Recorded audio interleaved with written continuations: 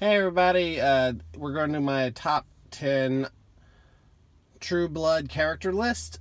These are only characters from the True Blood TV series, not from the movies. I apologize, some of the photos didn't come out the way I'd like them, but if you're a fan of True Blood, I hope you enjoy this list, and if you have your own opinions of which character you think should be higher, which one should be on the list, please add it. My only main rule is they had to be on more than one season. So, unfortunately, some characters which I love, like Grandpa Nye, I just had to leave out just because, even as cool as they are not the kind of characters that I would put on this list because they were only in like 3 or 4 episodes. So, and a lot of the big villains won't be on the list either because most of the time they're only in that one season. So, once again, you had to be at least more than one season. All right, here we go. Number 10, Bill. Now, why would I put Bill at number 10 when he's one of the main characters? Well, I've always felt Bill was the character they could never figure out what to do with. I don't know if it's how it is in the books, but the fact of the matter is, some seasons Bill was great, sometimes they not so great, and I always felt like they should have stuck him as being a villain after he was kind of revealed he always was sort of sinister. I would have preferred that instead of him constantly jumping back for being good, being bad, and so forth. So, Bill's number 10.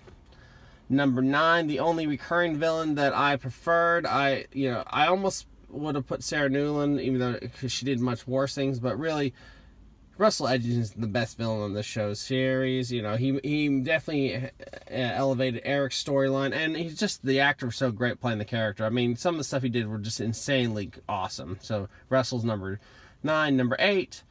Jesus is definitely one of my favorite characters. I wish they hadn't killed because I kept thinking he was getting cooler and cooler. I kind of felt like he still got to appear some since he's a ghost later on, but I always felt like Jesus is one of those characters that belonged on here more. I really loved everything with all the magic with him, and just in general him with Lafayette. Next we have Sam. Sam was a character I always really liked. He always had great dialogue. He seemed to be a more stable character. I do think overall later on they kind of kept putting him in plot lines that seemed to go against or just go nowhere, especially toward the end, him being mayor, so forth. But anyway, next is Sam. Then we get to Alcide. Alcide was a great character. Of all the werewolf characters, he was the best. I do feel like they sometimes made some bad writing decisions, but Alcide, I felt, is perfect for number 6. Number 5, Sookie. Sookie you think would be number 1, but Sookie I always felt was another case of they want to explain she's a fairy? Did they want to play around with fairy plot lines? Did they want her just constantly go back and forth between werewolf, vampire, and so forth? It kind of felt like Sookie was a victim of one of them. We really like these characters, want to explore with these characters, but we also don't know what to do with Sookie for this season or the next season. So yeah, Sookie unfortunately is number 5, despite the fact that it's her series. Number 4, Pam, partially just because it's just a funny, witty character. They really got to develop her over the time. She was one of the characters I think benefited the best for the later as the series go on. And they also did a good job always keeping her kind of a supporting character, not giving her a main arc. That was always a problem when another character got to be a forefront. They could be hurt by that. 4, Jason.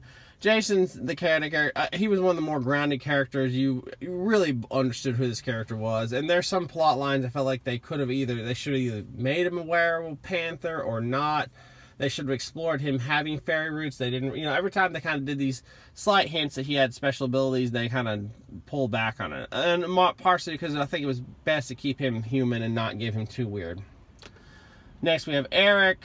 I mean, is there anything else you can say about Eric? Eric Northman is one of the great characters. And finally, number 1, Lafayette. Lafayette is the most fascinating character in part because, a little spoiler of the book, he doesn't survive the first book. He's only in the first book. And from that point on, anything in the series was entirely based on what the writers wanted to do with him.